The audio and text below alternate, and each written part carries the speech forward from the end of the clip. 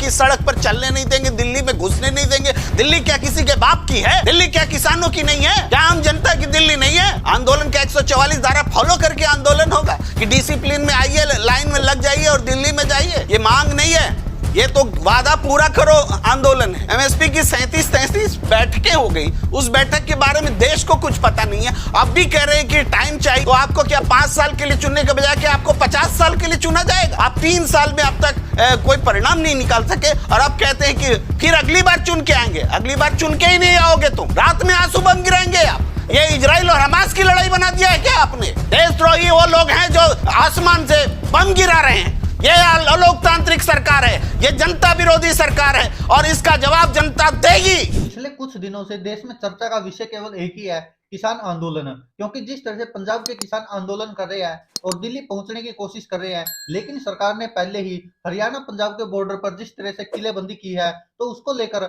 लगातार विवाद भी खड़ा हो रहा है कि आखिरकार सरकार को क्या हक है कि ऐसे रोड को जाम कर दिया जाए। हालांकि कुछ लोग इसको सही बता रहे हैं तो कुछ लोग गलत बता रहे हैं, क्योंकि ज्यादातर जो टीवी चैनल्स है या अखबार है, कोई भी हो चाहे, वो सबके सब सरकार के दबाव में है, ऐसा आरोप लग रहा है। और जिस तरह से विपक्ष भी आरोप लगाता रहा है, गोदी मीडिया नाम इसीलिए निकाला गया था। सभी टीवी चैनल्स लगातार किसान आंदोलन को असफल बनाने के लिए और बदनाम करने के लिए अलग अलग संज्ञाएं दे रहे हैं। कोई इसको देशद्रोही कह रहा है, कोई खालिस्तानी कह रहा है, कोई आतंकवादी कह रहा है, कोई देश विरोधी कह रहा है, और भी न जाने ऐसे कुछ हुए हैं। लेकिन कुछ लोग ऐसे हैं आज के समय में भी जो सच्चाई का साथ देने का दम बरते हैं। और कुछ ऐसी ही एक वीडियो भी हमारे सामने आई जो कांग्रेस ने भी अपने यूट्यूब चैनल पर डाली हुई है। अमर उजाला के ऑफिस में एक वरिष्ठ पत्रकार है प्रेम कुमार, जो प्रधानमंत्री नरेंद्र मोदी और मोदी सरकार की पोल खोलते नजर आ रहे हैं और कह रहे कि किसान केवल अपना वही हक मांग रहे हैं जो सरकार ने पहले वादे किए थे कि हम एमएसपी देंगे और ये सब करेंगे, लेकिन सरकार अपने वादे पूरे नहीं कर पा रही है। और यही कारण है कि किसान आंदोलन कर रहे हैं और वह दिल्ली रवाना हो चुके हैं, लेकिन उनको हरियाणा पंजाब बॉर्डर पर रोक दिया गया है। और जिस तरह की किलेबंदी सरकार ने की है वह अपने आप में अविश्वसनीय है, क्योंकि ना किसानों ने अनुमान लगाया होगा और ना देश की जनता ने अनुमान लगाया था कि ऐसी किलेबंदी वो भी हरियाणा पंजाब के बॉर्डर पर करनी पड़ेगी। ऐसे लग रहा है कि अगर ऐसी किलेबंदी पाकिस्तान या चाइना के बॉर्डर पर की होती तो शायद हमारे जवान शहीद नहीं होते, शायद इतने आतंकी हमले नहीं होते देश में। लेकिन यह हरियाणा पंजाब में जो लगातार तनाव पैदा किया जा रहा है और जो किलेबंदी की गई है किसानों को रोकने के लिए, उसी को लेकर यह वरिष्ठ पत्रकार प्रेम कुमार कुछ कह रहे हैं जो देश की जनता को सुनना चाहिए और देखना भी चाहिए। जो भी आंदोलन होता है उसमें एक शक्ति होती है और वो शक्ति जनता की ताकत होती है। अब इस ताकत से सरकार को सचेत रहना होता है कि उससे आंदोलन के कारण लोगों को परेशानी न हो, आंदोलन के कारण कानून व्यवस्था की स्थिति न बिगड़े। ये तमाम चीज़ें चिंता करती है सरकार। एक डॉक्टर समूह जब हड़ताल पे जाता है तो मरीजों के मरने की आशंका रहती है, तो इसका मतलब थोड़े है कि डॉक्टर जो है मरीज का विरोधी है घोषित कर दे। इसका मतलब डॉक्टर को अधिकार नहीं है आंदोलन करने का। आंदोलन होगा, डॉक्टर अगर आंदोलन पे जाएंगे तो मरीज की मौत होगी, लेकिन इसकी जिम्मेदारी चुनी हुई सरकार की होती है कि वो मरीज की मौत ना हो और डॉक्टर को आंदोलन पे रोके, क्योंकि जनता ने सरकार को चुना है, डॉक्टरों को नहीं चुना है। जनता, ये मूल बात को समझना पड़ेगा। अब है कि आंदोलनकारी का जो पेंट किया जा रहा है कि ऐसे हैं वैसे हैं। देखिए, सबसे पहले सड़क को जाम किसने किया? भाई सड़क जाम तो किसानों ने नहीं लगाया। सड़क जाम कीले ठोकी गई, बड़ी बड़ी सीमेंट की चीजें बनाई गई, गिट्टी भरे गए, क्या नहीं किया गया? ऐसा तो दुनिया में कहीं नहीं हुआ भाई, दुनिया में कहीं नहीं हुआ। लेकिन ये चीजें हुई, जाम लगाया, सड़क जाम सरकार ने लगाया। सरकार को क्या हक है सड़क जाम लगाने का? भाई पंजाब हरियाणा हाईकोर्ट पूछ रहा है हक क्या है सरकार को कि सड़क पर जाम लगाए? तो गलत की शुरुआत सरकार ने कर दी। अब वो ट्रैक्टर, अगर उसने तैयारी की कि हम इस बैरिकेड को तोड़ेंगे, तो वो उस ट्रैक्टर में जो भी बदलाव का जिक्र अवधेश जी कर रहे हैं, उस बदलाव के लिए जिम्मेदार सरकार हुई कि वो आंदोलनकारी हुआ। उसने क्यों इस तरह से सीमेंटिंग की बैरिकेड की? उसको क्या हक है सरकार को कि सड़क पर चलने नहीं देंगे, दिल्ली में घुसने नहीं देंगे? दिल्ली क्या किसी के बाप की है? दिल्ली क्या किसानों की नहीं है? क्या आम जनता की दिल्ली नहीं है? और लेकिन दिल्ली में हम घुसने नहीं देंगे, ये कौन सा संकल्प है? ये संकल्प ही अलोकतांत्रिक है। जब अलोकतांत्रिक हो जाएगी सरकार, तो बुलडोजर न्याय बोलती है भाई।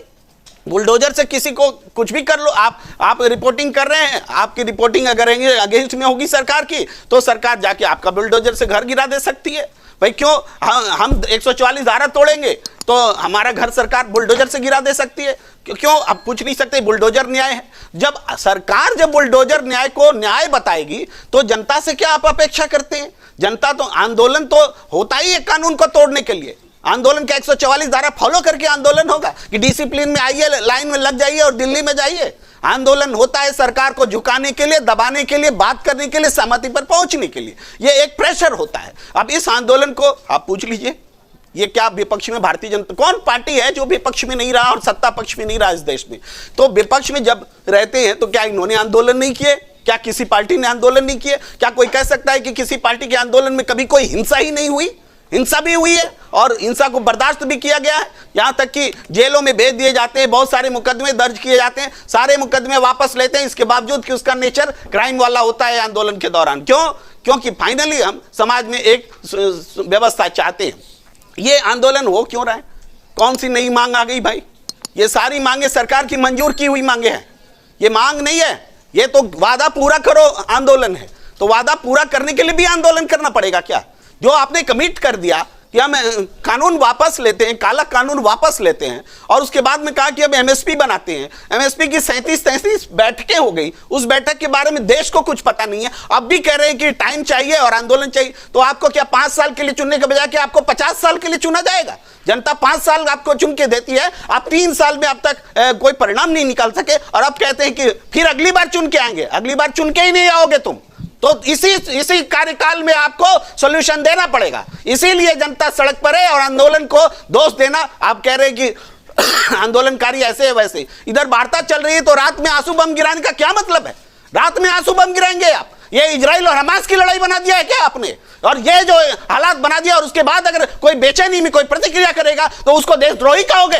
देशद्रोही वो लोग हैं जो जनता पर, अपनी जनता पर आसमान से बम गिरा रहे हैं। ये अलोकतांत्रिक सरकार है, ये जनता विरोधी सरकार है और इसका जवाब जनता देगी। तो दोस्तों ये वीडियो थी जो वरिष्ठ पत्रकार है प्रेम कुमार, उनकी सोशल मीडिया पर वायरल हो रही है और जिस तरह से मोदी सरकार की धज्जियां उड़ाते दिख रहे हैं, जिस तरह हरियाणा पुलिस पर कटाक्ष करते दिख रहे हैं, तो यह सच्चाई है दोस्तों। लेकिन कुछ लोग इसको मानने के लिए तैयार नहीं है, क्योंकि सरकार ने एक ही फार्मूला अपना रखा है कि जो झुक जाएगा उसके सामने उसको सही सलामत रखेंगे। आप सबने देखा भी होगा कितने ही ऐसे नेता है जिन पर खुद भारतीय जनता पार्टी और तो और देश के प्रधानमंत्री खुद आरोप लगाते थे भ्रष्टाचार के, लेकिन कुछ दिनों बाद जब वही भाजपा में शामिल हो जाते हैं, फिर वही मोदी के मंत्री बन जाते हैं, वही मुख्यमंत्री बन जाते हैं। ऐसे बहुत सारे लंबी लिस्ट है ऐसे नेताओं की जो पहले भारतीय जनता पार्टी उन पर आरोप लगाती थी भ्रष्टाचार के और फिर उन्हीं को गले लगाते हुए दिखे, वो चाहे प्रधानमंत्री नरेंद्र मोदी खुद ही क्यों ना हो। और विपक्ष भी यही आरोप लगा रहा है बार बार कि जो भारतीय जनता पार्टी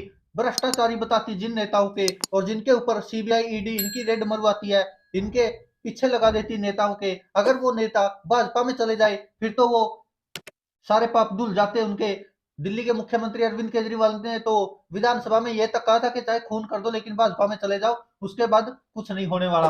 और इसीलिए ममता बनर्जी ने शायद भारतीय जनता पार्टी को वॉशिंग मशीन कहा था कि एक बार जो भाजपा में चला गया वो तो फिर पापों से साफ ही हो जाता है, सारे पाप धुल जाते, सारे माफ हो जाते हैं।